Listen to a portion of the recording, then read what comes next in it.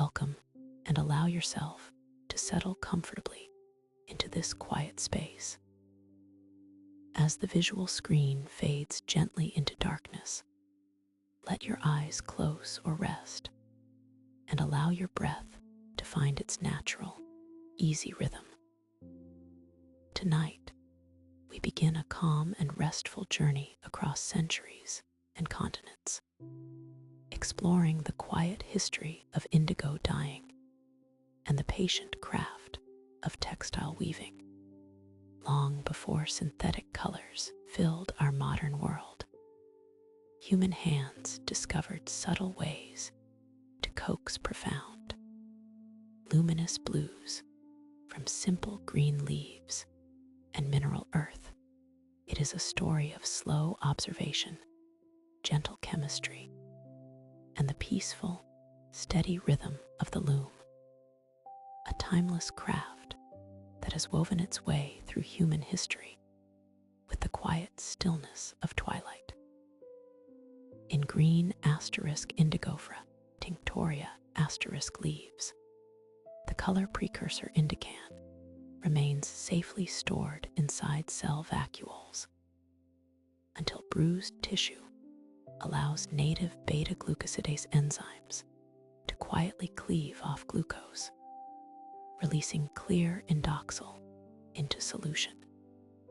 This microscopic transformation occurs without noise or haste, a delicate cellular exchange taking place as the leaves are gathered and steeped in still water. It is remarkable to reflect on how early artisans, guided only by observation and patient curiosity, learned to work alongside these hidden biological processes. They allowed the plant matter to ferment softly in quiet vats, waiting patiently for the clear liquid to gather and prepare itself for the next stage of its transformation. As the liquid prepares for the weaver's touch, another gentle mystery unfolds at the surface of the vat. Because pure indigo pigment is naturally insoluble in water, weavers dip thread into an alkaline vat of yellowish leuco-indigo, watching the deep blue color emerge only as the damp yarn lifts into the open air to absorb oxygen. When the yarn first emerges from the submerged depths of the vessel, it looks pale yellow-green or soft amber, holding no obvious hint of the night sky. Yet as the moist fibers breathe in the air, the invisible oxygen works silently, transforming the pale leuco-indigo into insoluble indigo blue that binds deeply and permanently within the threads. The weaver watches this quiet birth of color with steady patience, knowing that true richness comes not from haste, but from repeated, gentle immersions and slow exposure to the surrounding atmosphere. In these calm moments between dipping and drying, we begin to feel the profound stillness that has always accompanied the weaver's craft. Each skein of yarn carries both the memory of the living earth and the quiet care of human hands. As we drift towards sleep tonight, we can picture those ancient dye houses at dusk, the subtle aroma of fermented leaves, the soft, rhythmic drips of liquid returning to the wooden vats, and the deep blue threads hanging peacefully to dry in the cool evening breeze. Let the calm memory of these ancient, patient rituals wrap around you, bringing a restful ease to your mind as you settle deeply into the night. In the quiet corners of historic dye houses, where the air smells gently of sweet earth, wood ash, and ripe fruit, indigo fermentation, vats rest like silent wells. For centuries, Artisans guided these deep wooden tubs not through formulas, but through an intuitive harmony with nature, watching for subtle shifts in color, texture, and aroma. Long before modern chemistry offered precise measurements, dyers understood that an indigo vat was a living ecosystem requiring patience and care. They fed the liquid with rice bran, madder root, or dried fruit, creating a tranquil environment where raw indigo leaves could transform into a soothing dye bath. Underneath, the still, dark crust that forms atop the vessel, known as the dyer's bloom. A hidden, microscopic world quietly goes about its work, converting rigid plant matter into liquid color. Deep within the alkaline depth of the traditional vat, invisible life forms maintain a delicate balance essential to the ancient craft. Microscopic research reveals that specialized alkaliphilic bacteria, such as Alkalibacterium indigo-fermentans, thrive at a steady pH of 10.5 inside traditional fermentation vats, quietly consuming plant sugars to release electron-carrying enzymes that make indigo soluble. These resilient microbes operate in conditions that would seem harsh to most organisms. Yet, within the alkaline sanctuary of the pot, they flourish in peaceful equilibrium. As they feast on the subtle sugars provided by the artisan, their metabolic activity gently strips oxygen from the insoluble blue indigotin, reducing it into a golden green compound known as leucoindigo. This invisible microbial dance, performed silently in the darkness of the vessel, allows the dye to dissolve smoothly into the water, ready to bind with natural fibers. To observe an indigo vat in the quiet hours of evening is to witness a meditation on time and transformation. There is no rushing the liquid, no way to force the tiny organisms to speed their work beyond their natural rhythm. The artisan simply monitors the gentle rise of small, bronze-tinted bubbles and tests the slickness of the liquid between calm fingers. When the vat reaches maturity, the water appears not vibrant blue, but a soft, translucent yellow-green, carrying a shimmering film across its surface like oil on quiet water. This pale hue holds the promise of blue, waiting only for the touch of air to awaken its depth. In this suspended state, the dye bath is peaceful and stable, ready to welcome the unspun threads and woven cloth that will soon rest within its depths. As raw cotton or linen is slowly submerged into the warm vat, the fibers draw in the liquid without disturbance, soaking up the quiet work of millions of invisible helpers. When the cloth is lifted from the bath, it emerges not in deep navy, but in a delicate shade of leaf green. Only as it meets the air does a soft magic unfold. Oxygen touches the leucoindigo, causing the molecule to bind permanently to the threads and bloom into a serene, timeless blue. The cloth breathes in the quiet room, darkening gradually as evening settles. Through the silent cooperation of human hands, natural sugars, and ancient microorganisms, a simple thread is given a color that will outlast generations, carrying with it the quiet heritage of patience and rest. Imagine standing on the windswept northern coast of Peru, where the Pacific Ocean softly laps against ancient shores, whispering secrets of communities that lived thousands of years ago.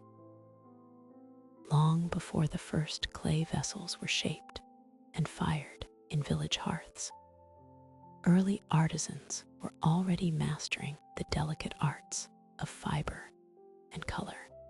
In 2009, archaeologists at Hierakonpolis on the northern coast of Peru uncovered a 6,200-year-old woven cotton fabric, establishing it as the world's oldest known indigo-dyed textile, created long before local pottery traditions began. One can envision the quiet care of those early weavers, selecting pale cotton threads and submerging them into blue vats stirred under an unhurried coastal sky. The indigo plant yielded its quiet treasure through patience and deep observation of nature's subtle chemistry. As the pale threads emerged from the bath into the open air, they gradually darkened into the serene hues of twilight, capturing a shade of blue that would survive buried beneath dry sands for millennia. It is a gentle reminder of how deeply rooted human ingenuity has always been, quietly blooming in coastal breezes and leaving subtle traces for future generations to softly discover.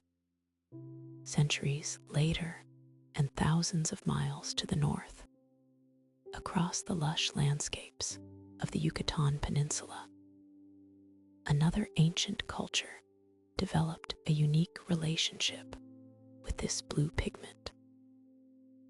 Maya craftspeople observed the properties of local flora and earth, seeking to protect the vibrant color from the relentless sun and humid forest environment.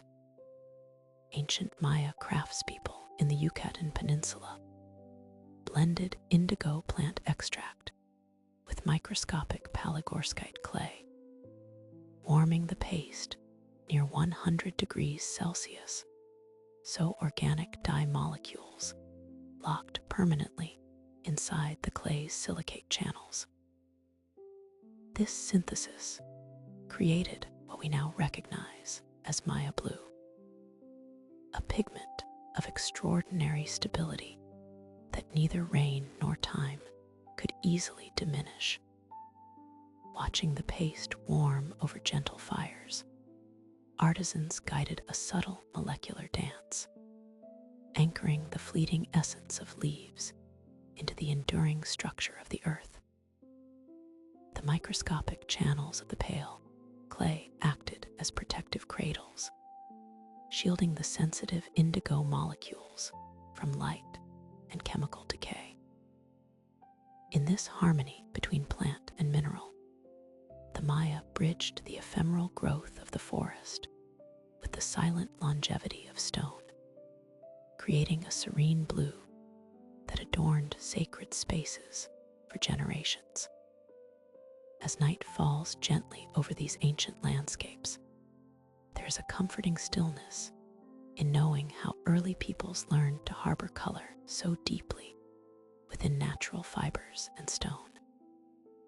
The story of indigo is not one of frantic invention, but of steady, intuitive alignment with the rhythm of the physical world. Whether resting in the arid soils of Peru or set upon the painted walls of Mesoamerica, these shades of blue speak to a shared human desire for beauty that endures.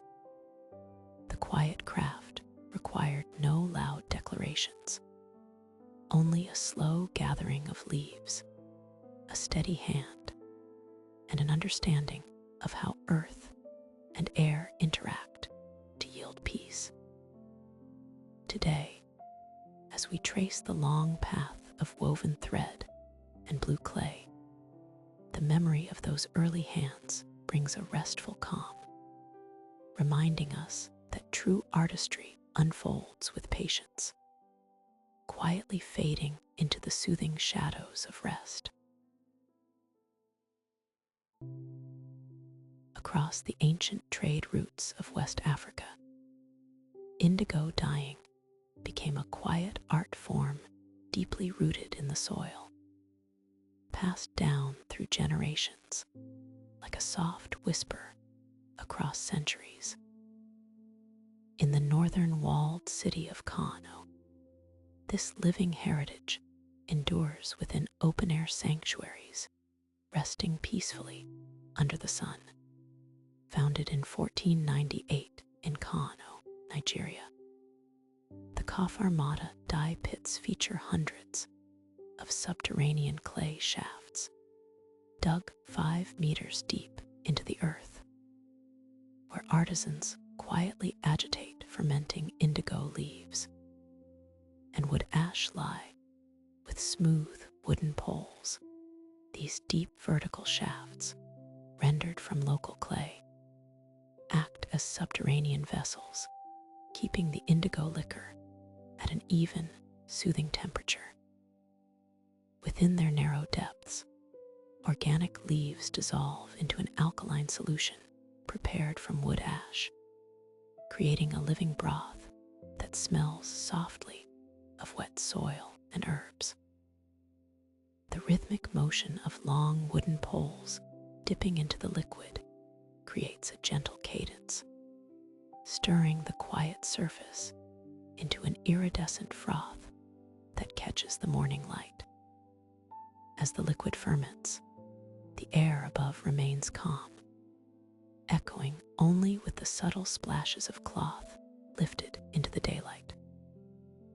As the cotton fabric is pulled slowly from the dark pit, it initially appears pale yellow and green, a subtle transformation waiting to unfold. As oxygen touches the wet fibers, the color shifts gracefully, deepening into soft turquoise, then sea blue, and finally into a midnight shade, holding the quiet evening sky. This process relies on patience, as each piece of cloth is submerged multiple times, resting between dips in the cool shade. Each layer of color wraps the cotton in a rich depth that resists fading over time. The artisans move with an effortless grace honed by years of practice, their hands stained with deep indigo pigment. Here, time is measured not by clocks, but by the slow ripening of the vat, allowing the mind to settle into a restful rhythm. Further south, among the rolling hills of Yoruba land, another peaceful tradition of indigo craftsmanship took root in harmony with the earth. In the traditional dyeing centers of Abeokuta, Nigeria, Yoruba artisans painted intricate designs using cassava starch paste before submerging cotton cloth into deep earthenware vats sunk into the earth to maintain a steady, cool temperature. Using fine wooden implements or feathers, artisans drew detailed geometric patterns and flowing lines directly onto hand-woven cotton fabric, allowing the smooth starch to dry into a protective resist barrier. When submerged, the starch shielded select areas from the pigment, preserving precise lines of pristine cream amidst deep blue.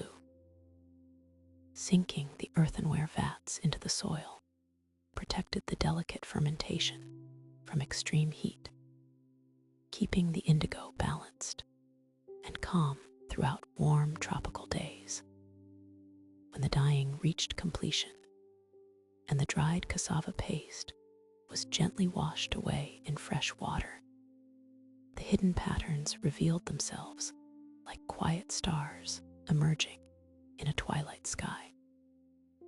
The contrast between the dark indigo background and the soft, starch-resisted lines created a soothing visual harmony. Looking upon these textiles, one feels the gentle continuity of a craft sustained by the earth's natural temperature and the mindful touch of human hands. As a quiet breeze carries the scent of drying cloth, the ancient vats remain still in the subterranean soil, holding their calm waters in silent readiness. Across the sunlit hills of southern France during the 16th century, the cultivation of woad brought a gentle rhythm to the passing of the seasons. Long before tropical indigo arrived across distant seas, European dyers looked to the modest green leaves of Astrorhizis tinctoria to yield their truest, most enduring shades of blue. In the fertile lands surrounding Toulouse, expansive fields of broad green foliage were harvested by hand under the warm morning light. Gathered carefully when the sap was full and rich with life, the harvested leaves were transported into cool stone mills, where heavy wooden or granite wheels crushed the soft foliage into a thick, fragrant paste that smelled of fresh grass, crushed herbs, and damp summer earth. There was no haste in this ancient craft. Every stage of processing demanded an unhurried patience, aligning human labor with the silent, soothing cadence of the natural world. As the bruised leaves yielded their moisture, artisans gently worked the aromatic paste with skilled hands, preparing the botanical mass for a long, quiet season of resting. During the Renaissance in Toulouse, dyers rolled harvested woad leaves into hand-shaped spheres known as cockagnes, allowing them to dry quietly on wooden racks in ventilated lofts for up to 6 months, arranged in neat, orderly rows beneath high timber gables. These ball-shaped leaves rested in gentle shade, while soft breezes blew through louvered wooden shutters. Week by week, the outer crust of each sphere hardened from a vibrant emerald into a dark, earthy charcoal hue, locking safely within its outer shell the hidden chemical potential of blue pigment. The drying lofts remained serene and still throughout the seasons, filled only with the soft, herbal fragrance of curring leaves and the subtle murmur of wind moving through open rafters. Time itself seemed to slow within these airy wooden sanctums, as moisture evaporated grain by grain, leaving behind compact vaults of concentrated dye. This long, uninterrupted drying period was essential to the dyer's art, allowing delicate organic compounds inside the plant tissue to rest and stabilize until the artisans were ready to awaken their slumbering color. Once the long months of drying were complete, the hardened spheres were carefully gathered and pulverized into a coarse, heavy powder before being placed into broad fermentation vats, beginning a second phase of quiet botanical transformation. Sprinkled lightly with water and spread across cool stone floors, the ground woad gently warmed from within as beneficial microorganisms slowly fermented the plant material, liberating the invisible indigo precursors bound within the leaves. of the vats grew rich, with an earthy, deeply restful aroma, signaling that the humble green leaf had at last surrendered its hidden blue treasure. From these quiet, methodical steps arose the famous prosperity of the Occitan region, earning the land its enduring legacy of architectural splendor. Yet the heart of this legacy remained simple and soft. Quiet drying lofts, hand-shaped spheres resting peacefully on wooden frames, and the slow, rhythmic passage of peaceful time as twilight settles over the ancient brick towers of Toulouse today. The memory of that gentle craft remains softly woven into the very fabric of the landscape, inviting a quiet, soothing moment of calm reflection. As twilight settles softly over the workshop floor, the craft of indigo reveals its quietest secret. The art of preserving light before the blue claims the fabric. Long before cloth meets liquid in the dye bath, human hands work in steady rhythm with wood and earth, shielding select threads so they may remain unblemished and pale. This deliberate protection relies upon resist printing, an ancient technique written in clay and hand-carved stamps across Central Europe. Traditional Blodruck craftsmen press a pale resist paste of pipe clay and gum arabic onto linen, using hand-carved pearwood blocks, preserving delicate white patterns before dipping the cloth into deep indigo vats. The pale mixture rests lightly upon the woven surface, filling the microscopic voids between the threads.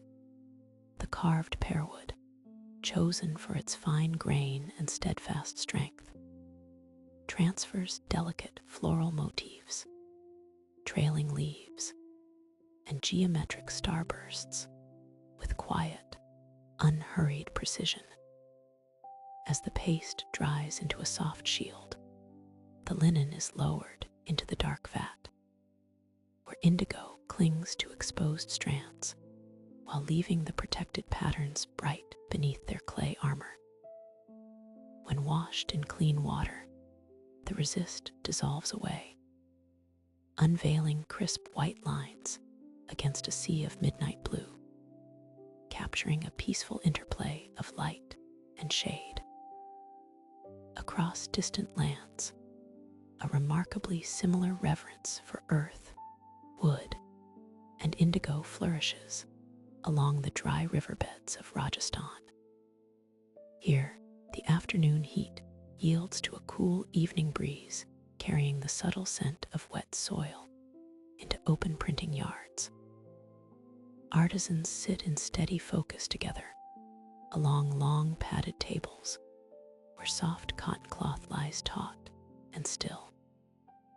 In the village of Bagru near Jaipur, textile printers press dabu asterisk, a soft resist paste of river mud, lime, and roasted wheat chaff onto cotton fabric with carved teak blocks before submerging the cloth into quiet indigo vats. The paste itself combines rich river mud gathered from nearby banks with slaked lime for structure and roasted wheat chaff for suppleness. With deliberate, practiced motions, the printer dips the heavy teak block into the asterisk dabu asterisk, aligning each impression with effortless grace. Fine sawdust or ash is sprinkled over the damp print to seal the mud against cracking under the sun. Once dry, the cotton is carried to deep masonry vats sunk into the earth, where it sinks into indigo water barely a ripple. The mud holds firm against the fluid, guarding the cotton until the dye oxidizes into a rich, dusky navy. Though separated by continents, language, and climate, these two traditions share a profound philosophy of patience and natural restraint. Both rely on humble elements of the earth clays, muds, gums, and husks to guide where indigo may rest and where it must yield. There is no rush in these quiet studios, only the steady beat of wood meeting cloth, the slow drying under open skies, and the serene transformation as fabric rises from the vat into the air. As the indigo darkens from yellow-green to deep oceanic blue in the presence of oxygen, the white resist patterns shine through like stars, appearing in an evening sky. Each finished piece carries within its threads and fibers the calm dedication of those who carved the wood, mixed the earth, and tended the dye. A quiet history woven of thread, color, silence, and gentle human care. Across the quiet riverlands of East Asia, the transformation of green indigo leaves into rich, steadfast blue has long depended on a patient balance of nature, fire, and water. In the serene landscapes where mist lingers over the riverbanks, artisans learned to harvest the fresh leaves at peak vitality, steeping them gently until their hidden pigments began to release into the clear water.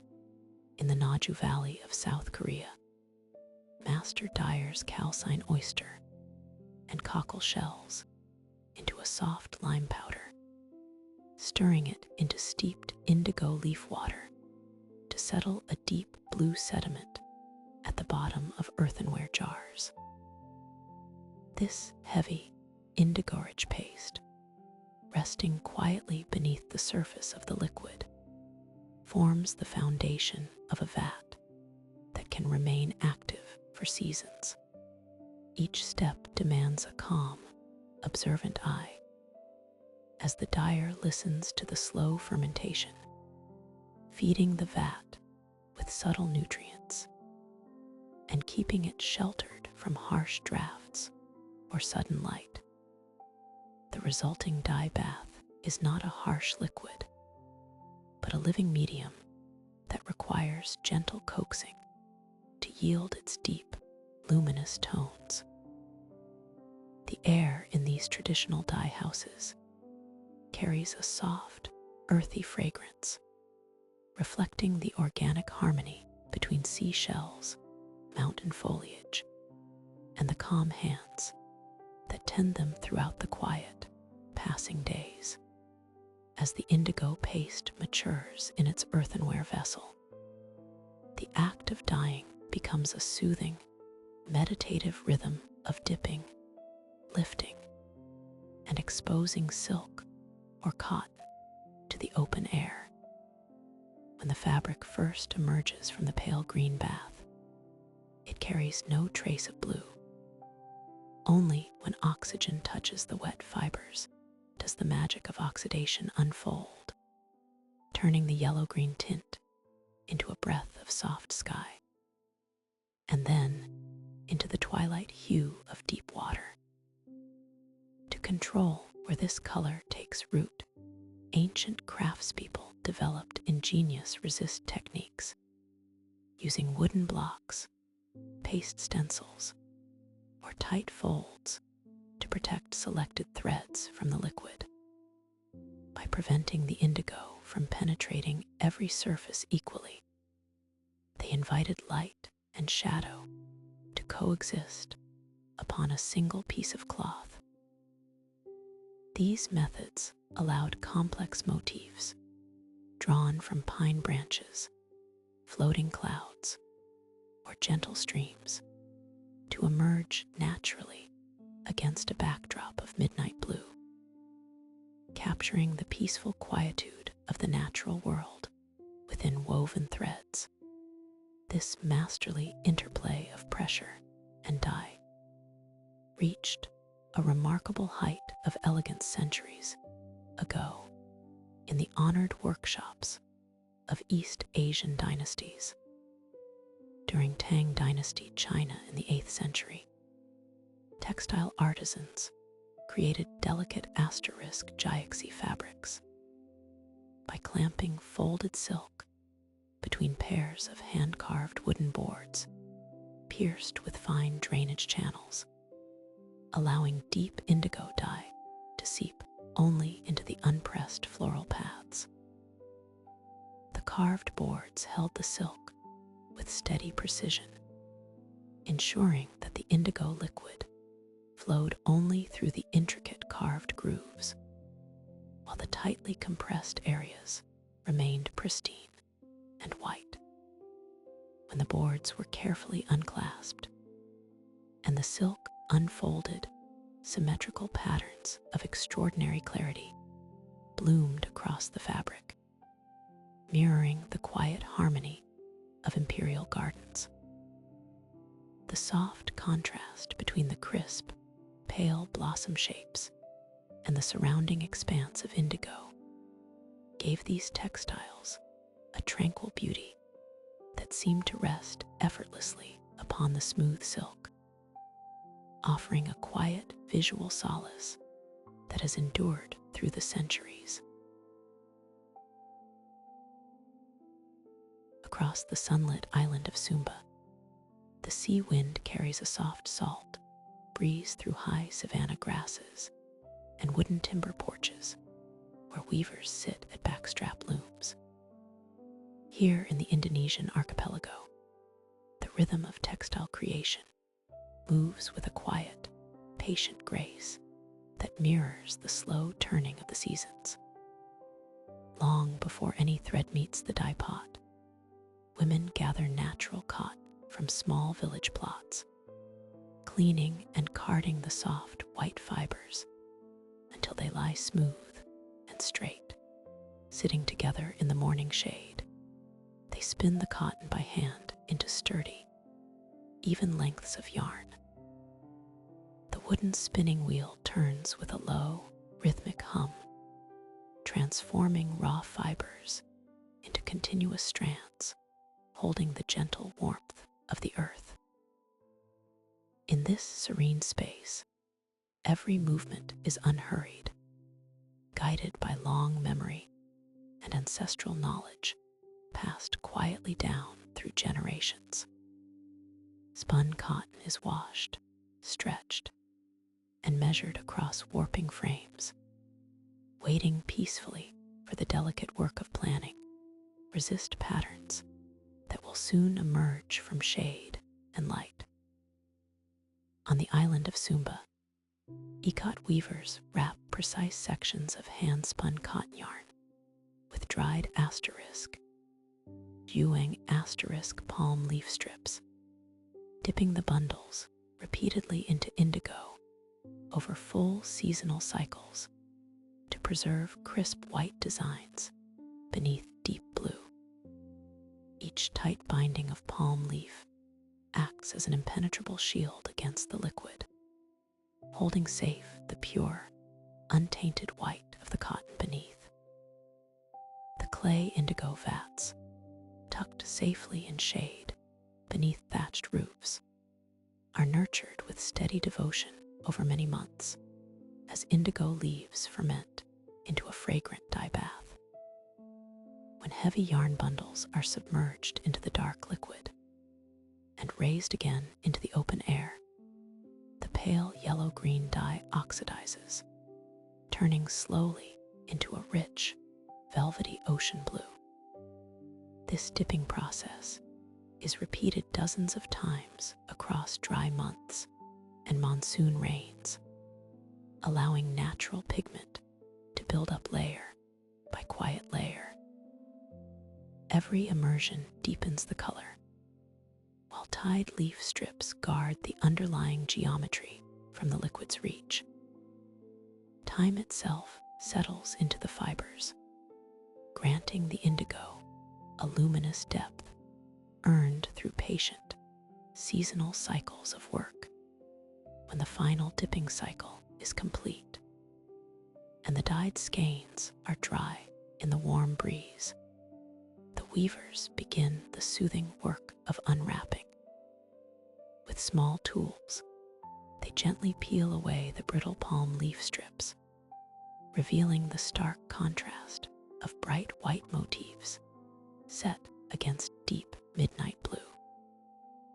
Smooth fingers take the dyed warp threads and stretch them onto backstrap looms, carefully aligning every fine boundary of color so that sacred designs, flowing sea life, symbolic animals, and geometric waves come softly into focus as the wooden shuttle glides back and forth, carrying dark weft thread between open sheds. The cloth begins to sing its steady, quiet song. The weaver rests back against the strap, using the subtle weight of her body to set the tension, creating a rhythmic, breathing motion that lulls the mind into peaceful rest. Under the cool shade of thatched eaves, as afternoon light turns to gentle dusk, the textile rests upon the loom, carrying in its quiet weave the breath of the sea, the protection of palm leaves, and the calming depth of deep blue time. Across the quiet river valleys of Tokushima, where shadow and light drift softly over fields of green leaf, an enduring tradition of patience unfolded through the centuries. Here, the art of indigo was measured not in hurried hours, but in the slow, attentive passage of seasons, rooted in an intimate understanding of living organic balance.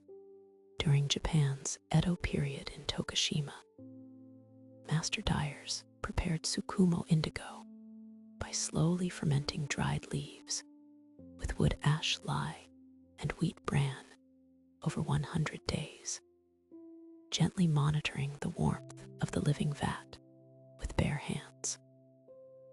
Each morning and evening, a quiet dialogue took place between dyer and vessel, as skilled palms rested upon the dark earthenware rim, sensing the tiny, subtle shifts in temperature that signaled a thriving microbial life within. There were no mechanical gauges or harsh additives to disturb this delicate balance. Only the natural heat of composting foliage, the mild alkalinity of wood lye, and the modest nourishment provided by wheat bran. In this tranquil atmosphere, the indigo leaf transformed slowly from simple green harvest into a rich, complex dye paste, resting undisturbed under heavy woven mats, while time worked its silent magic within the shaded workshops. Farther south, across the gentle swells of the blue sea, another peaceful ritual took shape amidst the sun-softened breezes of the Ryukyu Islands. In the coastal villages of Okinawa, dyers steep asterisk strobilanthes, fuchsia leaves in stone tanks, nurturing the fermenting indigo vat with wood ash lye and gentle additions of distilled asterisk owamori rice spirit. These stone basins, worn smooth by salt air and decades of quiet craft, held the fresh leaves as they released their hidden blues into clear water gathered under coastal skies. The addition of local owamori asterisk a clear spirit distilled from rice, offered subtle sustenance to the microorganisms residing within the dark fluid, encouraging the vat to blossom with a lustrous, iridescent sheen. Dyers tended these vessels with a calm reverence, stirring the deep blue foam with long wooden paddles in slow, rhythmic circles. The quiet splash of liquid against stone became a soothing lullaby for the village, blending seamlessly with the rhythm of distant tides and rustling leaves, honoring a deep kinship between island flora, mineral ash, and human care. In both Tokushima's quiet valleys and Okinawa's seaside hamlets, the creation of indigo dye was never a hasty endeavor, but a slow, meditative act of stewardship. The dyer served not as a master over nature, but as a quiet guardian, creating a gentle sanctuary where microscopic life could flourish and yield its peaceful shades of midnight and sea. When hand-spun yarn or hand-woven linen was lowered into the dark vat, it emerged pale and golden at first, breathing in the surrounding air before softly shifting, as if by magic, into rich hues of sky and water. Across generations, this gentle craft passed down quietly, leaving behind an enduring legacy of soft garments and indigo threads that carry the quiet spirit of patience. This transformation from green leaf to living vat, and from clear air to deep color, embodies a timeless harmony between natural elements, human touch, and unhurried rest. As evening settles over these historic looms and earthenware vats, the spirit of indigo slumbers peacefully, folded in soft darkness, waiting gently for tomorrow's light. As night settles over the quiet valleys of historical Japan, the gentle, rhythmic motion of the handloom echoes like a soft heartbeat through wooden workshops. For generations, artisans in rural villages turned to natural indigo, not merely to color their textiles, but to infuse them with a quiet resilience and a soothing connection to nature. The deep, meditative blue of the indigo vat, kept alive through patient tending, invited weavers to listen closely to the materials in their hands. In this serene atmosphere of slow observation, beauty was never forced. Instead, it emerged from a reverence for subtle textures and the quiet patterns left behind by time. The air in these traditional workshops remained filled with the mild, earthy aroma of fermenting leaves, encouraging a quiet pace of life where hours unfolded with the unhurried grace of a calm, winding river. In 1800, a 12-year-old girl named Inauden in Kurum, Japan, invented Kurum kasari after noticing faded spots on old indigo cloth. Carefully tying thread resists around cotton yarn to weave fabrics with soft, cloud-like blue and white patterns. She had looked upon the pale, worn patches of a well-loved garment not as damage, but as a subtle harmony between light and shade. Driven by a deep and quiet curiosity, she sought to recreate those soft gradients deliberately upon her loom. Binding sections of cotton yarn tightly with thread resists before immersion, she protected small segments from ever absorbing the blue dye. when the resists were untied and the yarn was stretched across the frame. The slight misalignments of warp and weft yielded hazy motifs that beautifully mimicked gentle clouds drifting across a quiet sky. This quiet innovation transformed simple cotton into a canvas of gentle, enduring beauty, honoring the delicate, sacred boundary where indigo yields to white. This spirit of thoughtful resourcefulness extended into every corner of textile production across the countryside. In Edo period Japan, rural weavers crafted breathable summer shifu garments by hand-slicing indigo-dyed washi paper into narrow ribbons, spinning them on wooden drop spindles into soft yarn before interweaving them with unbleached linen. The delicate process demanded an extraordinary degree of quiet patience, beginning with sheets of handmade mulberry paper dipped repeatedly into indigo vats until saturated with a cooling blue hue. Once dried, the paper was carefully sliced into narrow ribbons and rolled gently against a smooth wooden board to round their edges.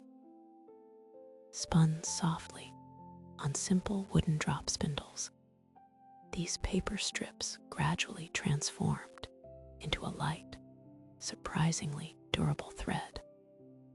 When blended on the loom with natural linen, the resulting shifu fabric offered a light, airy, and porous texture, perfectly suited for warm evening breezes. As the fires under the indigo vats grow low and the wooden spindles come to rest, these historical traditions remind us of the peace found in quiet craft. Each thread of cotton, paper, and linen carries a silent history of human hands working in rhythm with nature. The soft blue hues, faded by time or intentionally blurred by thread resists, seem to hold the calm atmosphere of twilight itself. Now, as the loom rests in stillness and the night deepens, the gentle memory of these indigo textiles invites a quiet ease, wrapping the mind in soft, unhurried tranquility. As daylight begins to turn to evening inside a quiet workshop, the work of the handloom weaver slows to a peaceful, steady cadence.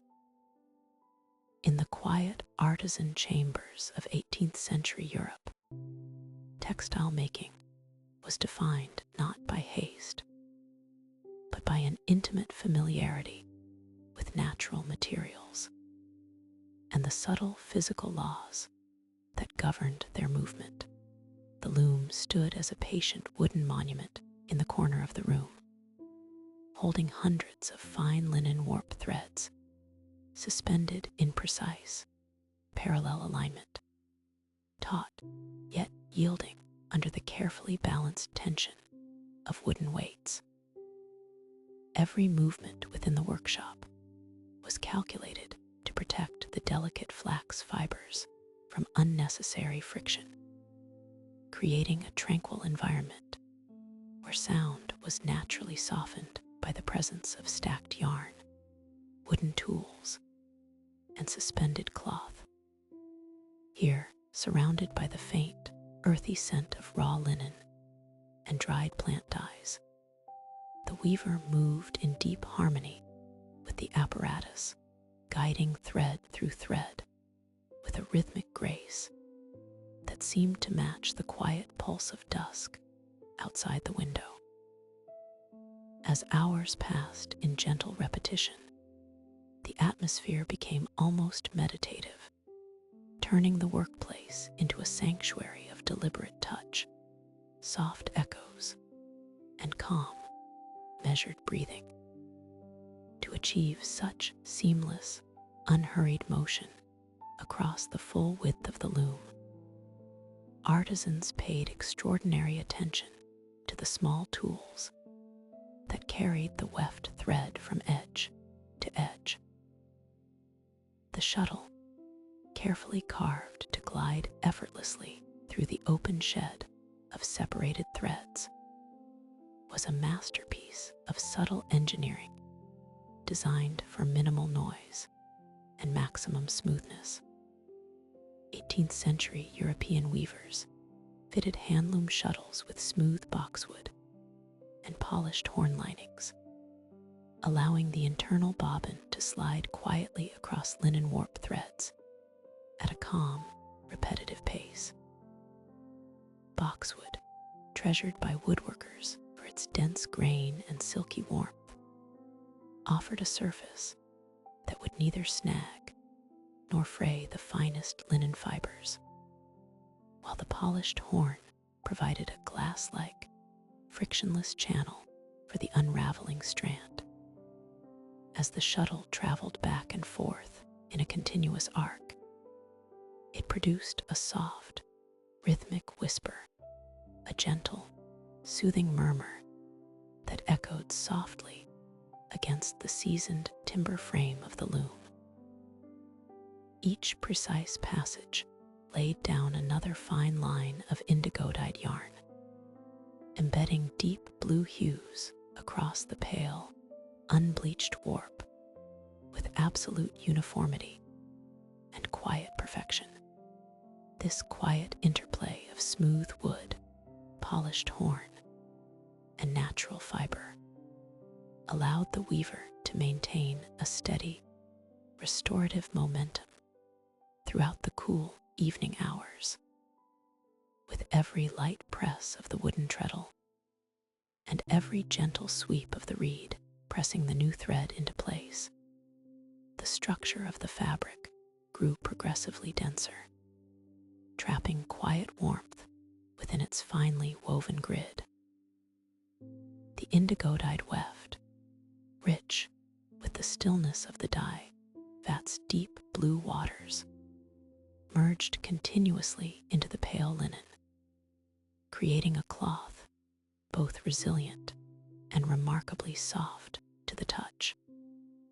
In the dimming light of dusk, the subtle sheen of the indigo-dyed threads caught the faint flicker of a single candle, revealing the quiet beauty of handcrafted work that requires neither noise nor speed to achieve perfection. Nothing in this ancient process was hurried, for the enduring quality of the textile depended entirely upon maintaining an unbroken, peaceful rhythm of body and mind. As the final threads of the day were set gently into place, the loom fell into complete stillness, leaving behind a long, beautiful length of cloth, carrying the calm spirit of its making into the resting night. In the quiet, mist-laden mountain villages of Guizhou, a peaceful textile tradition continues to unfold in complete harmony with the natural rhythms of the earth. Here, Dong weavers preserve a time-honored practice where patience, skill, and care are intricately woven into every single length of thread. After repeatedly submerging hand-spun cotton cloth into deep, fermenting indigo vats until the natural fibers fully absorb the rich midnight hue, the artisans prepare the textile for its final and most meditative transformation. In the mountain villages of Guizhou, Dong weavers coat indigo-dyed cotton with a natural glaze of egg whites and herbal extracts before pounding the fabric on smooth granite with wooden mallets to produce a quiet, midnight luster. The steady, measured strike of heavy wood against polished stone smooths out every single fiber, compacting the delicate surface until it catches the softest, dimmest glow of dusk. This burnished cloth, treasured for its subtle sheen and water-resistant strength, reflects the quiet devotion of its makers, who transform raw plant dye and simple domestic ingredients into enduring textiles that feel both protective and deeply grounded in their peaceful highland environment. Thousands of miles away, across the vast and silent expanses of the Sahara Desert, indigo takes on another equally restful expression, shaped by the unique conditions of the arid landscape. To conserve water in the Sahara Desert, Tuareg artisans pound dry indigo powder directly into cotton cloth, using smooth river rocks, creating a stiff veil that gradually leaves a gentle, restful azure trace upon the wearer's skin. In this sun-drenched domain, where every precious drop of moisture is treasured and guarded, the dry dyeing process relies entirely on physical force and steady friction to bind the deep blue pigment minerals deep into the cotton weave. As the Tuareg travel across wind-sculpted dunes wrapped in these dark, protective indigo veils, the gentle warmth and continuous motion of daily life allow the fine pigment to slowly migrate, coloring the skin with a soft, sky-like stain. This distinct and intimate relationship between fabric, body, and element creates garments that are not merely worn, but truly lived in, offering a cool sanctuary against the harsh desert sun, while quietly weaving the color of twilight into the very identity of the nomadic traveler. Whether burnished by heavy granite mallets in humid mountain valleys, or pressed with smooth river stones across quiet desert sands, indigo cloth carries a timeless legacy of stillness, patience, and silent endurance. Across vast continents and passing centuries, weavers and master dyers have learned to listen closely to the quiet nature of plants, coaxing from humble green leaves a blue so profound that it mirrors the calm expanse of the evening sky. As the work of the day draws to its natural, unhurried conclusion, the looms grow quiet, the dye vats rest in dark corners, and the soothing blue fabrics are folded gently away into storage chests. The long history of indigo is a gentle reminder that true beauty arises from slow rhythms, quiet labor, and an unspoken harmony with the surrounding natural world.